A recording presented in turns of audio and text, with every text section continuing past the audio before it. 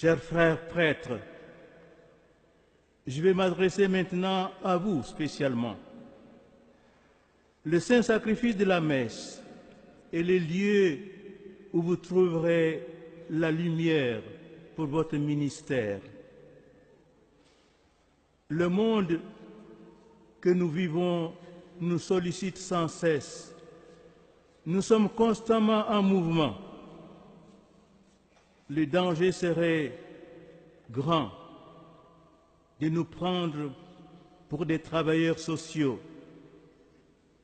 Nous ne porterons plus alors au monde la lumière de Dieu, mais notre propre lumière, qui n'est pas celle qu'attendent les hommes. Sachons nous tourner vers Dieu dans une célébration liturgique recueillie, pleine de respect, de silence et empreinte de sacralité. N'inventons rien dans la liturgie. Recevons tout des dieux et de l'Église. N'y cherchons pas le spectacle ou la réussite. La liturgie nous l'apprend. Être prêtre, ce n'est pas d'abord faire beaucoup. C'est être avec le Seigneur sur la croix. La liturgie est le lieu où l'homme rencontre Dieu face à face. La liturgie est le moment le plus sublime où Dieu nous apprend à reproduire en nous l'image de son Fils Jésus-Christ afin qu'il soit l'aîné d'une multitude. Elle n'est pas, elle ne doit pas être une occasion de déchirement, de lutte et de disputes.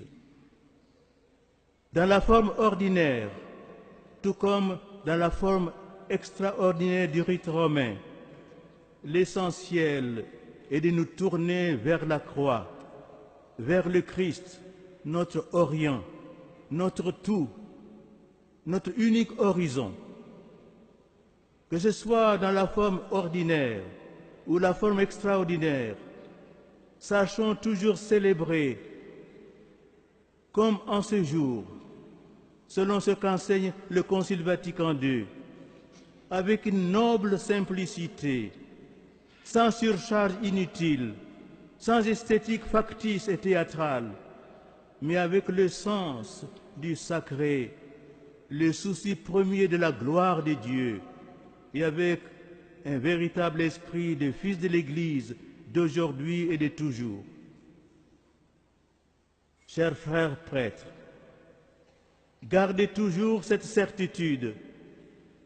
Être avec le Christ sur la croix, c'est cela que le célibat sacerdotal proclame au monde.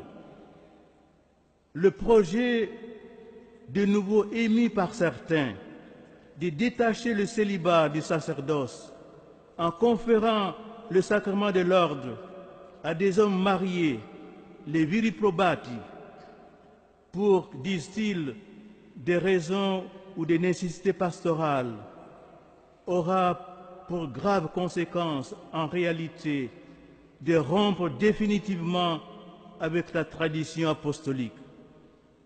Nous allons fabriquer un sacerdoce à notre taille humaine, mais nous ne perpétuons pas, nous ne prolongeons pas le sacerdoce du Christ, obéissant, pauvre et chaste. En effet, le prêtre n'est pas seulement un alter Christus, un autre Christ, mais il est vraiment ipse Christus. Il est le Christ lui-même.